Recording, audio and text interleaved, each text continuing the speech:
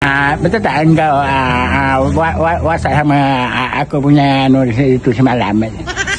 Jadi cakap dia merepek macam ayam nak bertelur. Okey abang, ini kita tak cakap kawan orang, tapi kawan nak minta awak satu nasihat lah kepada anak-anak muda zaman sekarang ni.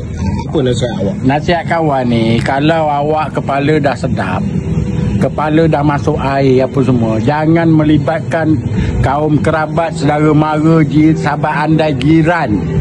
Awak berani buat, berani tanggung.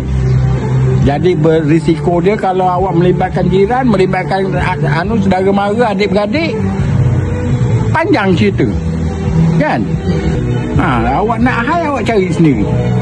Hari ni melibat siapa ndak kalau bini awak, bini orang. Tak ada manusia lain yang ndak. Cuma binatang aja yang kahwin sama bini orang. Binatang. Jadi itulah kita pertama kena hormat orang tua. Buruk, baik, jahat orang tua, kita kena hormat. Sekali kalau ada cerita yang betul-betul menyinggung perasaan awak, tarik keluar. Ajak jumpa dekat luar. Jangan sampai tahu orang tua. Malu mentabat kita ni.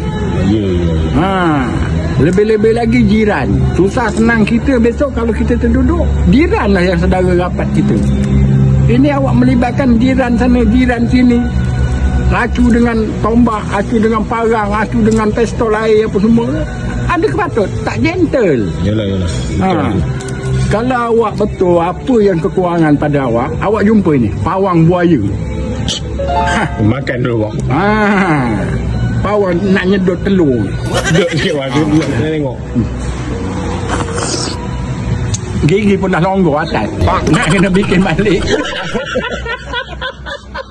Takut tersedut dengan gigi. Aduh. Gigi. Ya. Itu dekat lori tu buat sakit gigi. Aduh. Jadi nak sedut ni takut gigi. Jaga je lah pelan-pelan. Aduh. Takut tersedut gigi dah susah.